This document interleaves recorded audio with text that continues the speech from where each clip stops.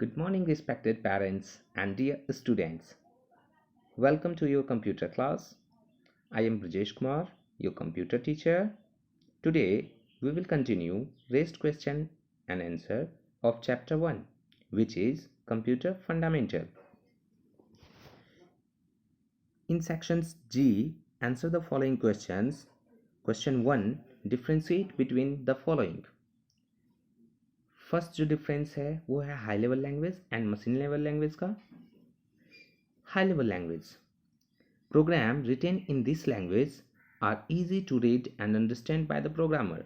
Programmer के द्वारा high level language में लिखा गया प्रोग्राम काफ़ी आसान होता है समझने में और तैयार करने में.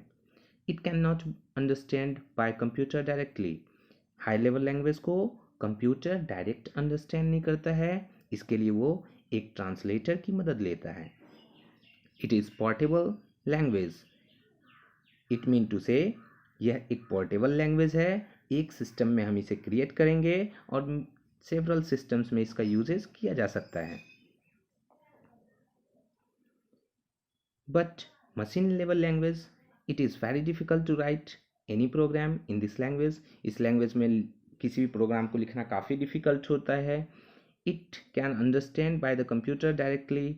ये एक ऐसा लैंग्वेज है जिसे कंप्यूटर के द्वारा डायरेक्टली समझा जाता है without using any translator. It is non portable language. ये एक नॉन पोर्टेबल लैंग्वेज है. इट मीन्स जो भी प्रोग्राम आपका इस लैंग्वेज में बनेगा, जिस सिस्टम में बनेगा उसी सिस्टम में वो रन करेगा. दूसरे सिस्टम के लिए ये एक्सेसिबल नहीं होता है. Next difference is compiler and interpreter. Compiler, it converts high-level language into machine language at a time.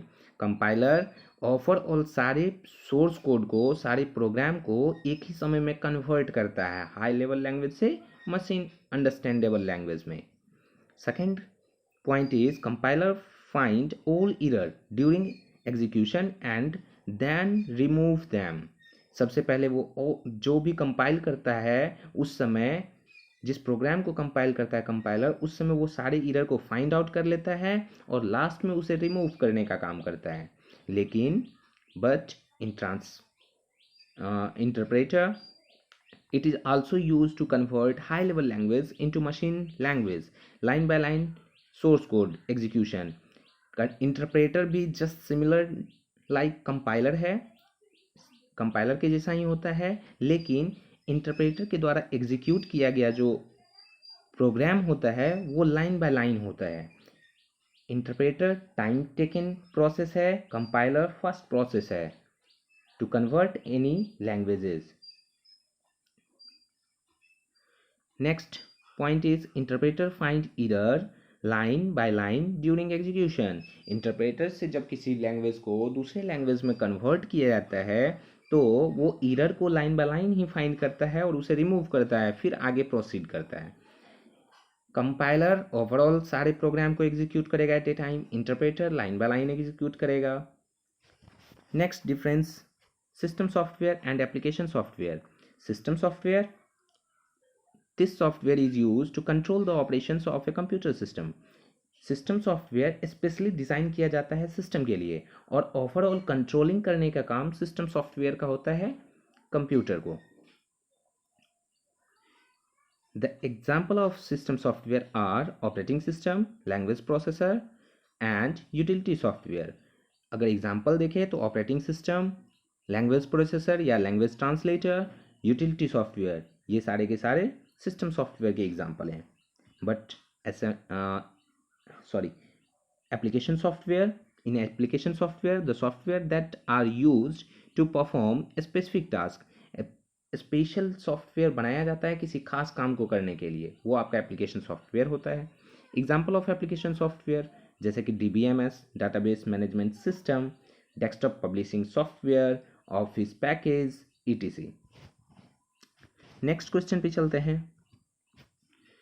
What are the two categories of application software? Name and define them by giving suitable example of each. Two categories of application software are general purpose application software and specific purpose application software. General purpose application software It is a type of application software developed keeping in mind the requirement of an organization. किसी भी organisation के लिए जो basic requirements होता है उसको fulfil करने के लिए जिस सॉफ्टवेयर को बनाया जाता है वो आपका जनरल पर्पस सॉफ्टवेयर होता है. In general this software are available in every computer. Word processor, DBMS, multimedia software, these are the general softwares available in any computer, right? A specific purpose application software, it is a type of software developed keeping in mind the general need of the requirement of a large number of people. A specific purpose software एक खास तरह का software होता है जिसे specially design किया जाता है, स्पेशली बनाया जाता है ताकि वो किसी एक खास काम को कर सके. Like Photoshop, account management system, reservation system, attendance system, ये सारे के सारे एग्जाम्पल हैं स्पेसिफिक पर्पस एप्लीकेशन सॉफ्टवेयर के, right. Next question is name any two functions performed by operating system.